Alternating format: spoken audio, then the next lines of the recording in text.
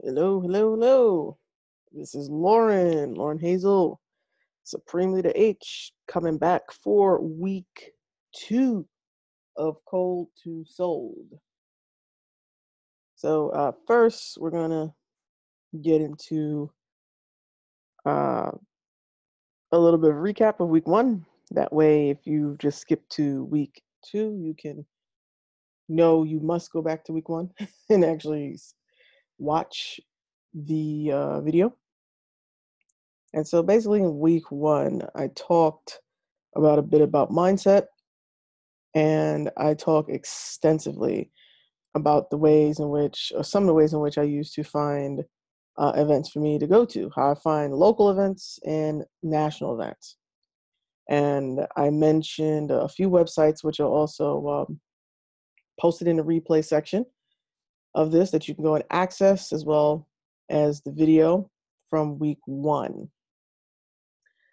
And I also mentioned some other ways they use. They're not necessarily internet-based ways of finding events that a lot of us probably overlook now because we spend a lot of our time on our cell phones or online in general, and we tend not to use what would be old school ways of actually getting information, of knowing what's going on, what events that are happening that we could attend that could possibly lead to a big client. And one of those ways, I'm gonna just recap this, is just looking, like, it depends on where you live. Like, I live in a building, an apartment building, so there's a bulletin board and they post events, and it's sometimes I will take a glance and see what's going on. And usually if there's a community board meeting or there's a merchant associations meeting, they will list it on the board.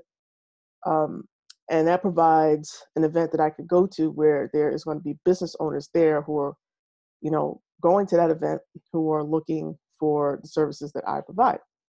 So that's kind of an old schoolish way. If you have a bulletin board now, if you live in a house, your city or town, of course, has government websites. There's plenty of small business government websites that list all the events, all the meetings, and all that other good stuff. Like I said, use Google to your advantage, typing in near me, um, business meetings, merchant association meetings, conferences, marketing conferences, um, let's see, whatever your niche specific thing is. If you know that you serve kitchen designers, get more clients. If that's what you do, then type in the Google kitchen designer conferences near me will show you what's happening. So those are ways, a little bit internet-based way with the Google, as well as, just plain old school, just look on the damn bulletin board ways of paying attention. Or also, I didn't mention this last week, I'll mention this week, uh, newspapers. I'm not saying you should buy a newspaper, but I've gone to the store many times and looked through the newspaper. Looking in a newspaper, newspapers, organizations will post when they're having conferences in the newspaper or magazine. So if you are near a store where there are newspapers or magazines, check through them. A lot of times conferences that are coming up, events, special events that are coming up will be listed there. And maybe you're not going to think about this magazine while you're on your computer, but if the magazine is in a store, just check it out and see if there is an event that's being advertised in there. Because check this out, ladies and gentlemen. If someone is paying money to buy an advertisement in someone's print magazine, that probably might be a good indicator that there's possibly, if you're into marketing, which I am, or sales, there's probably a good chance that you could probably get a client out that event. That event might be worth going to, because sometimes at the event, the client you might get might not be people who attend. It might be people who are presenting, or it might be exhibitors, or it might be the actual event company itself. So pay attention. Those are kind of old school ways, looking through the paper, looking through some physical magazines. I just want to add those extras and recap what we talked about extensively in week 1. So go back to week 1, go through it. Of course, the beginning of this added a little extra for you, and you can use that to your advantage to find all sorts of events, local, national, that you can attend, and places in which you can find out where these, if these events are happening near you, so you can decide which ones you're going to go to. So you have more than enough information to get yourself started and start, getting that list of places that you're going to be. Now in week 2, we are getting some cool stuff here because there's a couple of questions that I'm seeking to answer for week 2, and that is, you already have your events. Now, there are things that folks with anxiety, folks who are shy or introverted, like me, going to a place, especially an event where you know no one, can be a little daunting for some people, to the point where, it causes major paralysis. For some people, that's what it is. And it was why they don't like going to any type of events. But there's also when you did all this stuff, you're at the event, and now all that fear and all that other stuff comes to get you. That mindset thing starts to really set in. There are some things that you can do, and I think you should do when you get to an event. And part of the reason why I say these things, because sometimes when you're in bad conversations at an event, it gives you a way out. Or if you are legit, getting really tired, your energy's being zapped, and you're like running on E. Being able to have designated places that you can go to kind of give yourself a moment of recharging will help you. And so one of the questions I wanted to present and answer and for week 2 is, what do you do when you get to events? There's a few things I'm a list in there. And another question is, should you have business cards? I mainly wanted to answer those 2 questions because it's going to lead into me getting into some detailed stuff that's really going to be sort of the core of anything. So even if you listen to this and you later on, decide that you're going to an event next week before our next call, you should be able to function a bit. As I like to say. I like to say function because it's not like I'm tired. I'm on this call now. I am tired. I went to an event yesterday. And I still feel it right now.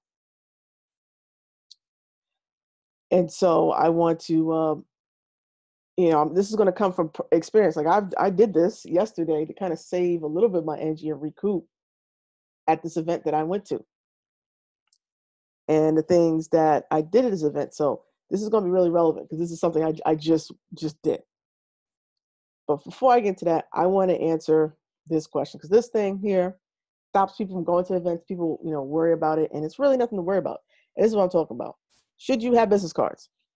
I have had people ask that question. Should you have business cards? And, where did they, someone asked, I remember in some conversation, what type of business card you should have. Like, they were getting real ridiculous with the business card situation.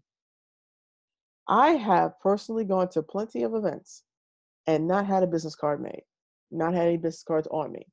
And I have done just fine. Okay. There is a simple phrase or 2 phrases that you can use to help you in a situation where you meet someone and you're having a conversation and they ask you for a card. And I have said this. Now pay attention to what I have said. And when someone is, we're in a conversation, it's like, hey, do you have a business card? And at this point, I'm playing from the role that I don't have a business card, which is usually most of the time. I simply say, no, I ran out of cards, but do you have one? Let me get your business card, and I promise I'll get back to you, or I'll send you a follow-up. So I've said a phrase similar to that many, many times. I have yet to have someone ask me why I don't have a business card. I have yet to have any ridiculous blowback. You know what has happened? People have dug in their wallets or their purses and handed me business cards. Or if they ran out of business cards, I have people literally write in my notebook all their contact information, their cell phone number, their office number, their email, all of that. Literally that has happened. Okay. So that's why I'm not big on, oh God, you should be spending so much time and money, on business cards for a lot of people. Because most of the time, You can get somebody else's contact information. They will give you their business card, or, they'll write the information down for you. So to me, the business card thing hasn't really been that much, that big of a deal. Now, I do have business cards. I had some made. I had Staples made me some business cards. So for under $30, you can have like 250 business cards made, and you can carry some of those around with you if you wish. But I want to show you how to actually use them, because people don't really know how to use business cards well. And because they don't know how to do it, it leads to all kinds of ridiculousness that winds up happening, or just lost possible prospects because they don't know what to do with the business card. Okay? Which is why in some cases I tell people, just don't get the damn business card. Just say that, hey, I ran out of business cards. Can I have yours instead? Can I have your business card? And I'll follow up with you with whatever you guys were talking about.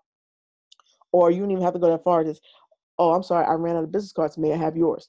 And end it. They will give you the business card, or that's it.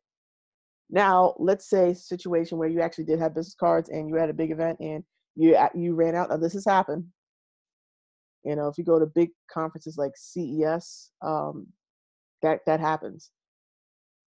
And someone asks you for a business card, and you're like, ooh, this could be a really good prospect. You say something like this. Like, oh, I'm sorry, I just ran out of business cards. May I have yours?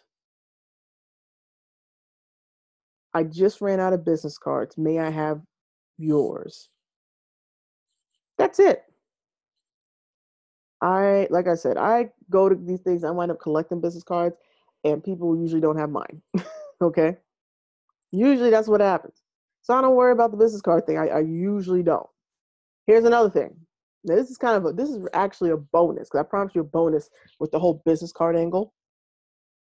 And this will be really good. Now, this works if you have a LinkedIn profile, okay? So I have a LinkedIn profile. You may or may not. I don't know how you operate. But if you're going to be doing business, especially if you're going to be doing business on a B2B side, I suggest you get a LinkedIn profile and fill it in. I'm not saying you have to pay for the monthly whatever, but at least have a basic LinkedIn profile, built in, because this next thing here is really going to help you. You don't have business cards, you get someone's card. Now, this is the thing about cards. Sometimes they get lost, they fall out your bag, fall out your purse, you spill something, the ink gets rubbed off, and you can have an issue. That has happened to me a couple of times. So one of the things I like to do is ask if they have a LinkedIn profile. Let's connect on LinkedIn. And I will ask them right there.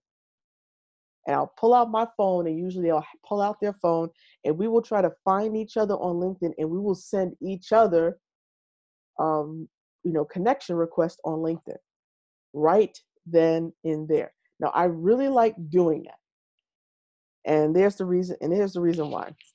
Because there is more physicality going into picking up your phone, going in on LinkedIn to add someone as a connection, than there is handing someone a business card. Because when people are touching and swiping and typing in, because they are physically using their hands, there's this thing that it just makes us remember a little bit more. So the next time I send him or her a cold email, or an email that's not really cold, but let's say 2 weeks later, I send the email to whoever I met, like, hey, this is Lauren. We met at X conference and we connected on LinkedIn. I just wanted to let you know about whatever we had the conversation about, and sent you this. I can jog their memory, and they're more likely to remember me because they physically had to do extra actions for us to connect. Now, I can send that message through LinkedIn. Usually I will, if I connected them with LinkedIn as well, I'll send that message on LinkedIn, and then I'll send it on the email. But we'll get more into my follow-up system later on, okay? Later on, we'll get more deep into that. But that's the reason why. The more I get someone to interact with me, the more they're likely to remember me. So just handing someone a business card, doesn't really do it. There are many people who have handed me business cards. I don't remember all their faces. But folks that I have had to do more, like had to go search LinkedIn to find them, to connect with them and write a quick message, hey, right in front of them, I tend to remember more. And so this is what you want to do, especially when you will initially have conversations, and they're good conversations, and you're creating that type of rapport, you want to make sure that you do that. But like I said, we're going to go heavy, heavy, heavy on follow-ups, things to say, to restart conversation, all that stuff in another week or so. Okay. But that's the reason why, should you have business cards? Yeah, you kind of should. And, but it doesn't matter. Like, do not go to events because you have a business card. That's just ridiculous. I done told you a couple of ways you can get out of it. Just basically say, no, I don't have a business card. May I have yours? I'll follow up with you. And that's it. And keep going, keep trekking. That's all you got to do. And go to Staples or wherever and order a bunch of cheap business cards. Because now I'm going to get into how you're supposed to handle a business card. Do not take your business cards from wherever the heck you ordered them from and just shove them into people's hands. That is ridiculous and that is rude. Don't do that. Okay? Don't do that. There's a lot of people who get business cards made and they don't know how to use them. Business cards are not built for you to just be shoving in people's hands and walking the hell away. I see that way, way too many times at events, okay? I do. I see that at all kinds of events. I'm sitting there what are you doing? You don't bother to say hello, whatever. There's no engagement of any significance. Hey, here's my card. Hey, here's my card. Here my. That's it. Like, you're not building a relationship. You're being a jerk. You're being oblivious to how people are really responding to you. And when you're in an event where it's thousands of people, you got to make sure you can stand out a bit to be remembered, because you will eventually be following up with these folks. You want to be the jerk who just shoved the card in their hand. That's what most people do. That's why people go to events saying like, oh, I had 500 cards and oh, they're all gone. How? Because you're walking around just shoving cards in people's hands instead of trying to have some meaningful engagement that allows you to see on an offset if the person you're talking to is who you need to talk to, or what the issues of the company that you're talking to are, and if you can provide for them. Because you'll find out that, hey, not everybody at an event who's presenting or an exhibitor or anybody else is someone who can use your services. Sometimes they're people that just got invited. Sometimes they're companies that don't need or want what you have. But if you have good engagement, which we'll talk about next week, you will find these things out. And you'll be like, great talking to you, but, whatever. And I'll show you, like I said, we'll talk a lot about, the actual conversation. But you won't have to waste your time collecting their business card necessarily or giving yours out, because there is nothing, like, I don't understand why I hear some people, oh, I gave out 500 business cards. And what is and what does that mean? 500, I gave out 500 business cards. Okay, great. So now you have to go to Staples or whoever or Moo.com and order another 500. Where is the return? Like, what else are you telling me? Did all these people calling you back? Are they emailing you with questions? Are you setting up meetings? What's going on? And 99% of the time, it's just, I gave out 500 business cards. So I don't want you guys to be doing that. It doesn't work. Like, I hear people, even people who are really good, don't get me wrong, some people I heard do this are really good at sales and consulting. They're really good at what they do. But that, I just gave a whole bunch of cards away. There's better ways of doing things. That is not the way to do things. There's just better ways. And that's why you're here. And I don't want you doing that. It's just because that happened yesterday. And so I'm remembering the annoyance on the person who I was talking to at the time, when someone just came by and kind of shoved the card in the hand. We didn't even know really what they did. It was like, it got to the point where the guy kind of said, oh, that was kind of rude. I was like, yeah. And then we went back to what we were talking about. So please don't do that. All right. Please. So there's an etiquette to business cards, I believe. So if you have a business card at this point in this stage of the game, and it's some of the reasons why I take business cards now. I'm in New York and I gone to a few events recently, one yesterday. And it was a good thing I had my business card on me, because what they were doing was they were creating tags on site. So what they would do is they would take your business card and they would have the machine and they would scan it, scan the business card, and that information would print out a tag for you. So it just made the registration process a little easier, um, as well. So that's, that might be the case if you go to an event where that kind of tech is set up. It's actually really convenient. Two, there are some companies that have the prizes thing, dump your business card. I was like, why not? Because I actually use the business card as a lead in to have a conversation with someone, which I will talk about more next week, because that bleeds more into how to build rapport. But on the business side, I use the business card, one, to scan in really quickly to get my tag for an event. Because most of the time when you get to events, you have to do the registration process. Nowadays, some events, they're scanning the business cards to create the tag, so it makes it a little easier than having to type on a computer. Two, I use it as an engagement or conversation starter on my own, because there are some companies that will have the, hey, put your business card in for a prize or whatever. I use it as a way to sort of engage in that person, not just for the contest, because my luck is usually not that good at those things, but mainly to open up the avenue of conversation and to see what's going on with them, to learn more about the industry if I don't know about it, to see who else I need to talk to. So I've used business cards as a way of opening engagement. So think of the business card a little bit as your lead magnet. I kind of use it that way, but in person. And next week I will go real deep on how I use that, because it's going to bleed a lot into some things that I usually will say when I'm going to do that.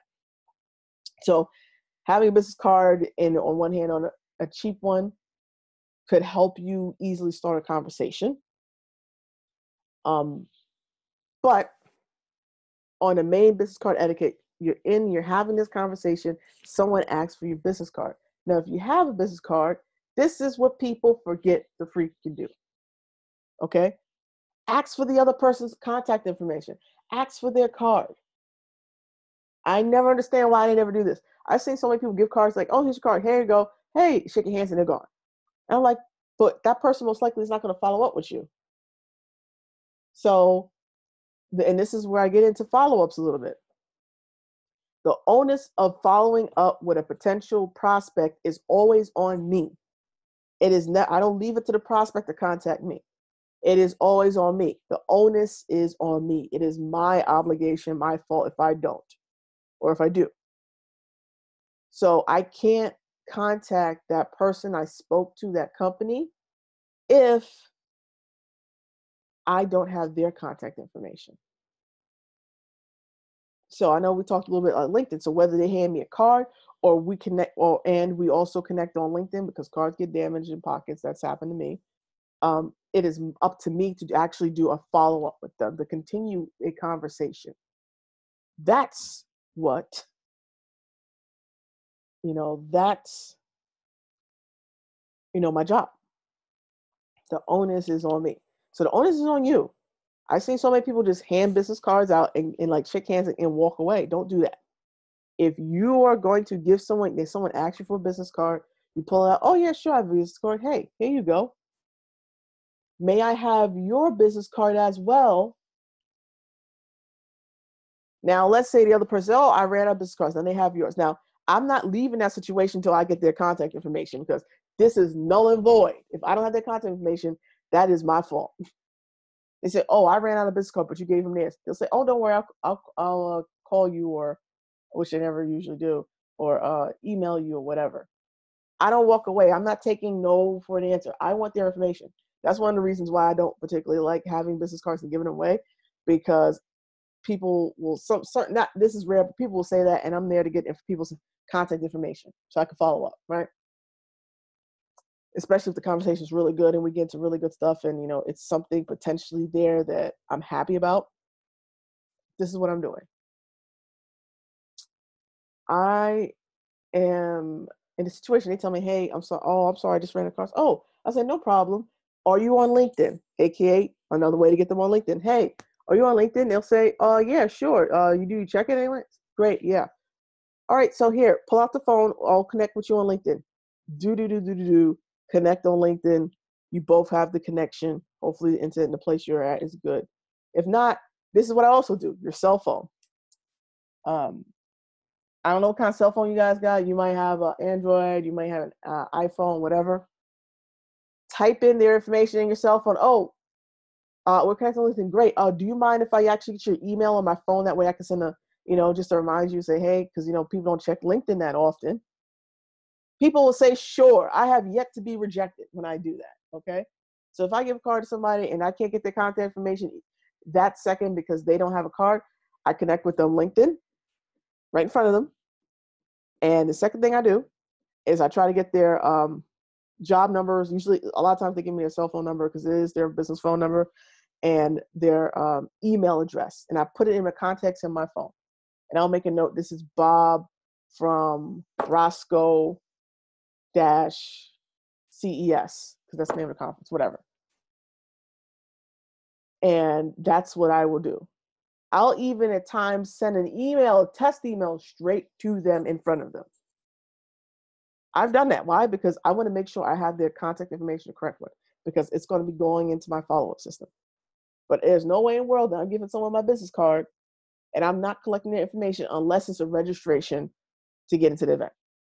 Because I've seen too many consultants, too many people make this mistake of doing that. Okay? So that's how you handle that. That's the best etiquette. If you're giving a business card, if you're giving your contact information, you should be receiving contact information.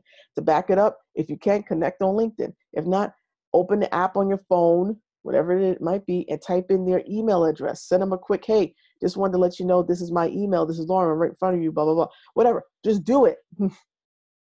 Because if you have their contact information, you can follow up with them. And the follow-up is where you can get the referrals, is where you get close the rest of the sale, introduce the rest of the sales pitch, whatever. So do not hand out cards like a madman or woman. Like, be smart about it. I have taught you how to be smart about it. Okay? So you guys should not be making a mistake. You should not be making any of these mistakes. Now, to the next question that I want to answer on this. What to do when you get to the event. Now, this is what I do. This is my whole process. This is what I did yesterday. I was at the LED light event, which I didn't know existed, but apparently it does. And so it's very interesting. This is what I did. When I got to the event, well, first, of course, you should know where you're going. I use Google, whatever. I figured out where I went. What I like to do, because often on these events, especially if they're local events, they tend to, especially if it's an evening local event, I like to know how to get home. And I say this, I live in New York City, and I'm saying this because you may or may not live in the city. Sometimes the way you originally got there is not the way that you can use to get home. And just for all intensive purposes of safety and the term, all that kind of thing, you should always know how to get to an event and eventually how to get home, or alternative routes. I'm just saying, I've had a couple of situations where I wind up taking damn near 4 hours to get home because of closures and all kinds of mess. So, that just kills you, especially if another event to go to the next day. So just be aware of it. Basically, a little cautionary stuff. But essentially, when you get to the event, the things I like to look for is I like to look for where the nearest bathrooms are. This might sound wild, but as an introvert, you might need a second to yourself. Finding where the bathroom is a nice place to get a second in the stall, maybe. Though I've never done that. Usually, I'm looking for the bathrooms because I'm really trying to make sure. This is the real reason. And I'm a woman, okay. I don't know if you're a man, you may not understand this, but maybe you may not notice this. But there's usually a line to get into the women's room. And so when I get to an event, I'm always looking to see how many bathrooms there are and kind of have an idea of where they are. So in case one is occupied, I can get to another one. It's very helpful. It's actually a great mechanism I use to get out of conversations as well. Hey, I'm gonna use the restroom because I know the direction of the restroom. I can pretty much start walking there, and everything else. So it's a great place to kind of a way I use to get a breather because I can a lot of times the restrooms, and depending on where you're going, the conference hall looks like or space is usually outside of the main conference rooms. So you kind of get out of the crowd a bit. So it gives you a chance to kind of recharge and do your thing. So I like to know where the restrooms are. It might sound silly, but um, it could be a lifesaver, especially when you're trying to navigate out of not so great conversations. You know, in my experience, it has been. So figure out where the restrooms are. Okay. Especially and actually, like an event I went to last night, there was a lot of drinking. Okay, let you know about drinking. I don't suggest any of you get drunk at an event because yesterday people were getting lit. There was some people were having too much to drink. It was open bar. It was drink as much as you want, and woo, a dude was on the floor. Dude fell down. Somebody tripped. It was a little. It was kind of. It wasn't ridiculous like house party ridiculous, but people I just met was was was like damn near about to pray to the porcelain god. They're in the bathroom throwing up. So, um, or falling down and all kinds of mess. So if you do drink, just you're not there to get drunk. That's not. You don't want to do that because they will remember you for that. But just be aware where the bathrooms are. Okay, it's a great way to, if you're an introvert. We're in a situation where there's a lot of people, and I have a couple pictures from last night. There were a lot of people at this event. I thought this event was a lot bigger than I thought it was going to be. To be honest with you, I thought it was going to be a smaller event. And I was like, okay, it's a little small event, not bad. It was quite a few hundred people there. There was a lot of folks. And so it was great that I was able to come out, get a few seconds to kind of like breathe a little bit because it was a lot more people than I expected, to be honest with you. So yeah, bathrooms are a great way to find a place to recharge if you are an introvert or you're trying to get get yourself together, a bit. It might be a little bit overwhelmed. Get space. So first places I look for when I get to an event in the bathrooms. I looked for if there's a seating area that's not in the main hall of the conference.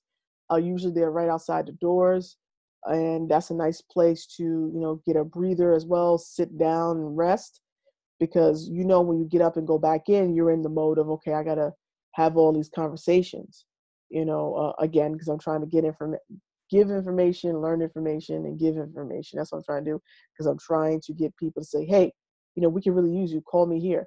That's what you want to do. But it's, I'm an introvert. Once again, people take my energy. I'm still feeling the effects of yesterday. Okay, I'm still feeling the effects. I'm still feeling the effects of yesterday. And I was supposed to go to another event today, and I was like, oh man, I can't make it. Even though yesterday was a very, very fruitful, very educational, insightful event, and I got some good contacts out of it. But it was tiring. But I lasted as long as I did because I knew the places to go. Like, all right, I'm gonna go to the bathroom. By bathroom meaning I'm gonna go around where the bathrooms are. I'm just trying to, get away from some people and just have a few seconds for myself. Because it got to the point they're playing loud music. It was crazy. It really was crazy. Um, Yesterday at that event, and that will happen to you. Okay. Sometimes you'll find one of these events and you'll think the event is smaller, and then they had a great turnout and it's hundreds or thousands of people. That has happened to me more times than I I thought, realized. And it can get like, it takes your energy very, very quickly. So look for a bathroom, look for a seating area space. Also, a good thing about looking for seating area space is simply this: people will rest and you can start small talk with folks when they are not surrounded by other folks. Most likely they might be introverts themselves and they're taking a breather. It's a great time to, take a breather yourself and then start small talk or casual conversations that lead to other things that has happened multiple times. If you listen to some other copywriters who talk about, hey, the real networking happens at the bar. Well, guess what? The other place you should look for when you get to the event is the bar area. If it's in a hotel, there's a bar area. So we were in a hotel. There were multiple bar areas. There was one bar area that was in the music space and stuff that they were, drinking and eating and stuff like that. Now that one was very crowded, but there was another one that was much less crowded, and I had some cool conversations, things like that. But I also went there to, take a little bit of breather because there wasn't as many people, and it gave me a way to actually observe other folks and see, what was going on, and which of course further allowed me to be like, okay, let me try, going to that side and seeing what happened. Because there were people having smaller group conversations, like 4 or 5 people versus some groups that were like 10, 15 people. So, that is another place I look for. So I look for where the restrooms, I look for where the seating areas are outside the conference area. I look for where the bar area is or areas are, and where there's corners or such that are a little less crowded. Because remember, I'm assuming you might be an introvert. I'm very much introvert. Your energy gets zapped really fast, and sometimes the best conversations, especially if there's music being played in the place. And where I was at one point, where they had loud music playing and live music playing, it was just a lot easier finding those spots that I mapped out and going and taking a chill pill kind of thing, regrouping, and then entering into conversations with less people. So it works really well. So look for those places: the bathroom, of course, the bars, or open bars, depending on the conference. Not every conference has it, but the bar area, the little other corners as well is another place for you to look. So if you do that, and it will make things a lot easier for you. So those are places that I always look for. Besides, I always look for the exit. Why do I look for the exit? Because I'm an introvert. I'm trying to get the hell up out of it. Especially when there's like a ton of people. Like last night, there was a lot more people than I ever thought was going to be at this thing. And ironically, I wind up meeting the conference organizers and the boss. So I wind up meeting them because, hold on a second. Here we go. Almost lost internet connection. Let me hold on a second. All right. Oh, someone just came on. Whomever that might have been. I can't see you. Oh, hi, Charles. If you're listening. Anyway, just had to pause for a second. Almost lost internet connection. If you have a question, you can let me know in the next few minutes. I'm trying to wrap up the second question I'm answering here, which is the safe places to find, or place you should find when you actually get to events. So you want to make sure you find an exit, not just for safety purposes. It's just sometimes, like last night, there was a lot more people, and people started getting drunk at this event I went to last night, like really drunk, to the point where I bet actually I know who the hotel manager is for the Hilton in Midtown Manhattan, because I accidentally wind up meeting her and wind up meeting the conference organizers of the LED lighting conference from last night. And people got carried away with the drinking and were falling out all over the hotel. And so I was able to find an exit to get out of certain spaces really fast, which is important because I don't know if you know this, but I don't particularly, I personally don't care for people I don't know who are drunk to be like leaning on me. But that's kind of what started to happen. Now, I don't know how often this might happen at conferences, but from my conversations with other folks, other copywriters, other marketers who've gone to conferences, who have been around open bar situations, that tends to happen a lot. So when it comes to things that I look for when I get to an event, I'm looking for, is there an easy way for me to make a beeline out of there and exit if I need to take a breather? Where are the bathrooms located? Where are the reception area or the places where there's seating? Because sometimes when there's a lot of people, it zaps my energy very quickly. And I'm like, okay, I'm getting a headache. I'm getting a little lightheaded. I just need to get some space, get some air.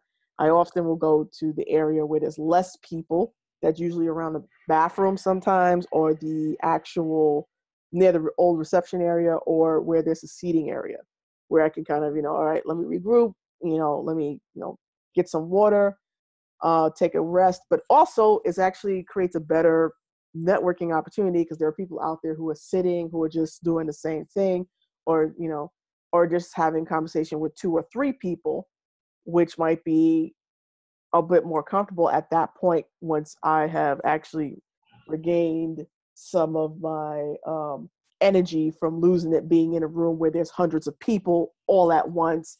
Everybody's yelling at over each other, which is what happened to me last night, where I had to make a couple of exits, but like, all right, I need to get out this room because I'm in a situation where, it's just so many people. People are yelling, people are drinking, and there is a live band playing, and it's hard for me to hear, let alone have a conversation. So I did that a couple of times last night, which of course led to some cool connections that I have to, of course, follow up with in the next few days. So I think it's very important that when you're someone who's maybe driven by anxiety, or you are an introvert, that you find these places, because oftentimes, and I've heard this from other folks who go to like big marketing conferences, a lot of the deals happen outside of the conference room. They're not happening while the speaker is giving a presentation. It's not really happening, where everyone's supposedly dancing on the floor or whatever. It tends to happen in the quieter areas. Sometimes that's a bar. In this case, there were 3 open bars at this event. One was very crowded, and one was much less crowded. It happens near the reception area. It happens outside of the main conference rooms. So those are the places I particularly look for, just to, one, get a breather, regroup, as well as enter into conversations with much smaller groups of people in places where I can actually hear myself and they can hear me without me having to scream over folks, which is often what winds up happening when you're in a room with hundreds of people and everybody's talking at the same time. So when you do get to these events, whatever events you choose to go to, try to look for those few places. That way, when you're going into the main conference room, or you're going into the main exhibitor's room or area, like, okay, well, I know where the bathrooms are. Let me, just take a dip out, because I've been in this area for about 2 hours. I've had conversations, but my energy is running real low. And, my symptoms for me when my energy runs low is that I get really lightheaded and I start to get a headache, and I'll start losing my voice. So I try to find those places because I need to kind of regroup and rest before I get back into action. So for me, it's very important, sort of a health thing with me. Your symptoms, if you have them, might be a little different. If you're someone who's extremely anxiety driven and you're not used to, let's say, big crowds, and you go into a situation like I did last night, where this conference was a hell of a lot bigger than I thought it was going to be.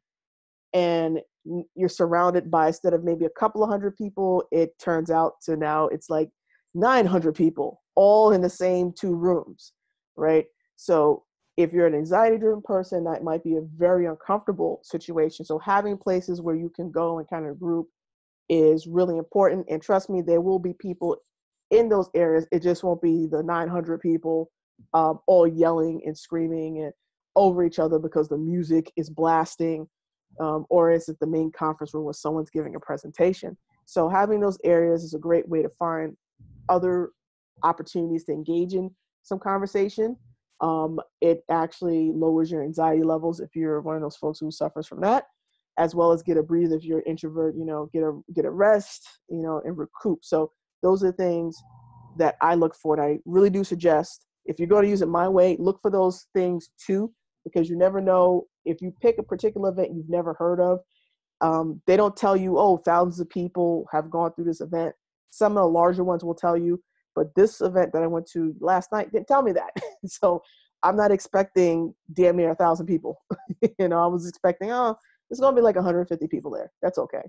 Not what I actually ran into. So just to make it clear, if you have any questions on sort of that, please let me know. So I would be happy to answer them sort of for you.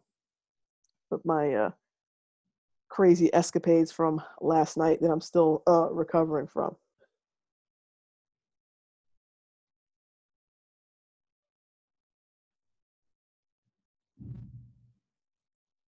So if you have any questions or just want to say hello, I don't think I've ever heard Charles' voice.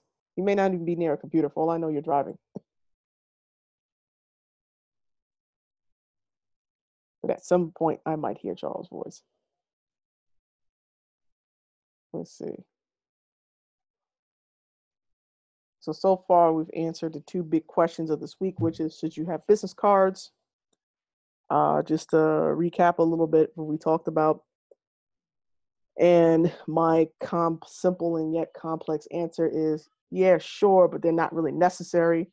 I've spent most of my time going to events and networking without having any business cards. And I've also discussed what I believe is proper business card etiquette, not just shoving the card in people's hands. Don't do that. That's rude. That doesn't help you. There's an etiquette for business cards. I talked about what my procedure is with business cards when I do have them and when I don't have them, and how to navigate that. So that's more in the beginning of what this recording will be. You can go and look, like, hey, should I have business cards? I say, yeah.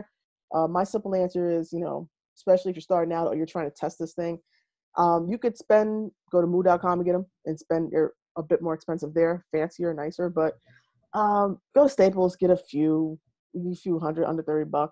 But if you don't want to do that, fine. I've gone to play events and I don't usually use business cards most of the time. If anything, how I use business cards more as a lead magnet to collect information from my prospects that I'm talking to. So I went over a lot of that in the beginning to show you what my process is and what proper business card etiquette is so that you can use it. I know we're going to revisit that because once you collected all this information, this business cards, using LinkedIn in conjunction with this, we're going to talk about follow-up systems in the coming weeks, because that's really important. A lot of folks miss out on some cool opportunities because they don't freaking follow up. And I'm not the strongest person at following up, but I sure did create a lazy way for me that I do it. And it's worked out so far. And that's what I'm going to be talking about in the next couple of weeks. So you really need to make sure that you learn business card etiquette if you use it. And if you're not going to use business cards, this is what you do instead, because you have to understand when you're at an event, part of the thing you're trying to do is get lead generation. That means think about it in a digital marketing sense. When people have a lead magnet on the ad, and they're not asking for a direct sale, what are they trying to do? They're trying to get their contact information, their name, email address, house address, whatever. That's the way I approach it when I go to conferences and those types of events. I'm trying to get people's contact information. I'm trying to find out more about their particular business or what's going on in the industry, because I might have to modify my approach or the questions that I might ask. So it's about information gathering, being helpful in those scenarios, which we'll talk about a lot next week, but also being able to have information to make the follow-up system actually work. So it is very important that if you coming at the end of this, that you go back and really listen to what I talk about, business cards and using LinkedIn and collecting that type of information, because it is really going to be the key to a lot of things that we're going to talk about in a couple of weeks when I talk about how I do the follow-up and how you can kind of organize it for yourself. Because if you can just get that right, okay, you can go to an event where there's hundreds of vendors, and even if you picked up somebody's contact information from 2 or 3 companies, if you learned how to follow up, especially after really good conversations, you can land some really interesting opportunities. And that's what I want you guys to do, to go and get your clients. Can't do that if you don't got the information. It just doesn't work, okay? Because depending on people to call you back is the kiss of death. And that's what many, unfortunately, consultants, marketers do, is we hand out our information and we expect people to call us back. And guess what, folks? They never do. People are horrible at following up. So if you follow kind of the business card etiquette or how I collect information way, It will help you not be one of those people going to events and be like, oh, I didn't get any leads. I didn't get any. Well, because you didn't collect the information so you can follow up. So that is extremely important. I want to really emphasize that, along with some of the first places you should look for when you get to an event, which is not the busiest places, but the places where you can get a breather, where you can have small talk with people, which is the bar that's less crowded. If you're in a situation like me where there are like 2 open bars, the restrooms, the sitting areas, the exits, because that's going to be really important if you are anxiety driven, if you're an introvert and you need to find a place to recoup. If you lose your voice, like I lose my voice, if you get headaches after a while being around so many people, you just get knocked out, you need a place to recover. Also a great place to really start engaging in conversations with smaller groups of people, because most likely, what are they doing? They're trying to get out of the crowd themselves. They might be introverted, and so this thing ain't comfortable for them either, and they're more engaged with you in those particular areas. So that's what I really wanted to emphasize in week 2, with all of you. So once again, if you missed any part of this, when the recording is put up, you can always go back. We talked about, I recapped week 1, which is finding places to go. I also added another way to do it, just for an extra, as well as answers to questions for this week, the places you should look for when you go to events, as well as should you have business cards. So now, if you have questions, you can ask me the questions. I'll take a sip of water and then I'll answer them for you and anybody else who will listen to this after.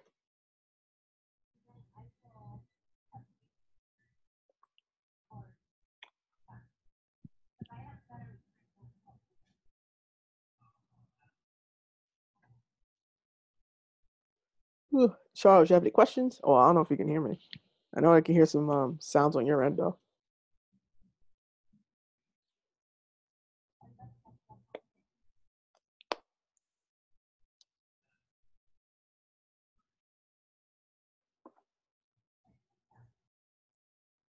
So, any questions? I don't think anyone sent me questions for last week. So, that means last week was pretty clear in terms of how I find events.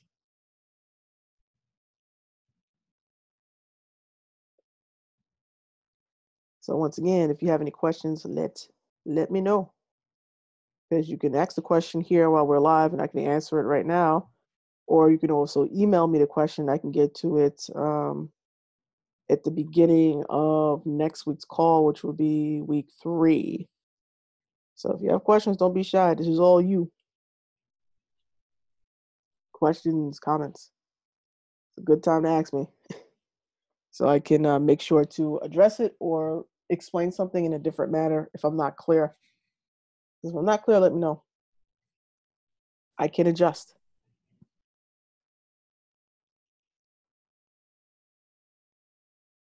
Okay. Well, I didn't get any questions immediately this week, but there's someone who's not on a call who I said I was going to shout out and embarrass a little bit because we were on a call together earlier. And Gary, please tell me, Gary, why the world you got on that call and was asking folks, how do you find events when I spent a whole 90 minutes plus talking about how to find events? I told you when you listen to this, if you don't know who Gary is, you're going to know who Gary is right now, okay? Gary is in the group too. He didn't go through week 1 yet, but he sure asked a question in another group that we're in about how to find local events, in which I was live on the call, and I began to be like, dude, aren't you in this thing? Or didn't you listen to what I said in week 1? I gave you like 4 or 5 ways to find events, places to be, so that you can find these clients. So I'll just go over the opportunity for a sec.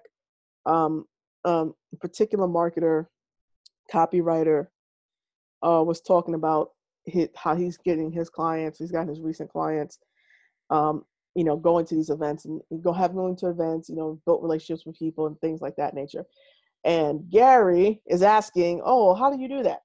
And I'm like, Gary, I don't spend 90 something minutes talking about that. That's how a majority of my opportunities have come, because I've gone to events and talked to people and follow up with people.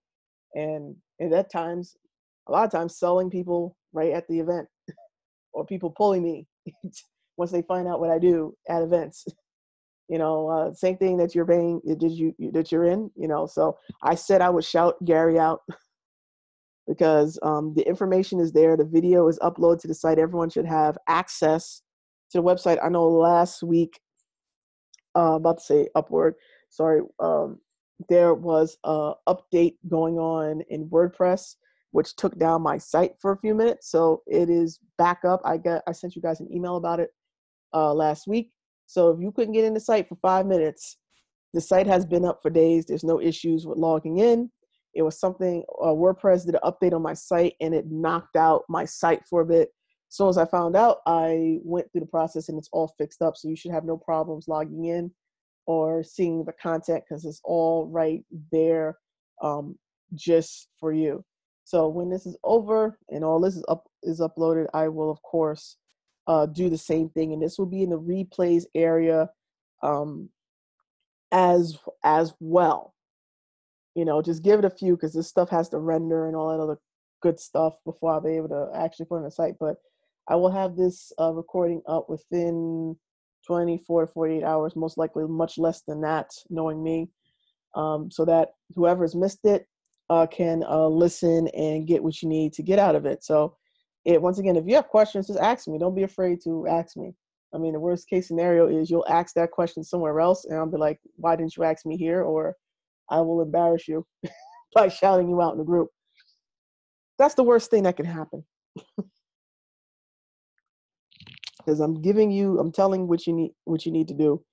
I'm letting you know the things that I am doing. I went to an event yesterday. It seems like it might be a very profitable endeavor. I've never heard of this industry before. And I never would think, when it comes to LED lights, I don't, maybe you're like me. I didn't have a second or third thought about it. It's like, oh, okay, lights. But apparently the industry is relatively new. And I just think about it. What did this man tell me? 2002, when it started to really get big with LED lights. And now if you're in that particular industry, you already know that. I just found that out yesterday. So I got quite an education on sort of the history of LEDs in terms of how their business works. And their business stuff is wild. Like how they make their sales and what goes on, and how every region's a little different. New York, and how you play, do your thing in New York is different. It's wild stuff. So being at the conference like an outsider and just having conversations, people will tell you things that they wouldn't tell anybody else. So I know the dirt on some companies that I'm like, oh, wow, just by having conversations. But because people felt comfortable having those conversations with me, guess what? Might have some deals come down the pipeline because of it. So this is why it's so important to engage and go to these things. $30 got me a ton of information and some contacts with companies that I met. One of the companies actually is not that far from where I live. It's actually, now I live in New York, but Connecticut, just like a little further north from me. But based on where I live, I'm maybe 30, 40 minutes away from where they are in that town. And they're one of the biggest suppliers of a particular type of lighting fixture and a light bulb in North America. That's it's like a $200 million plus company.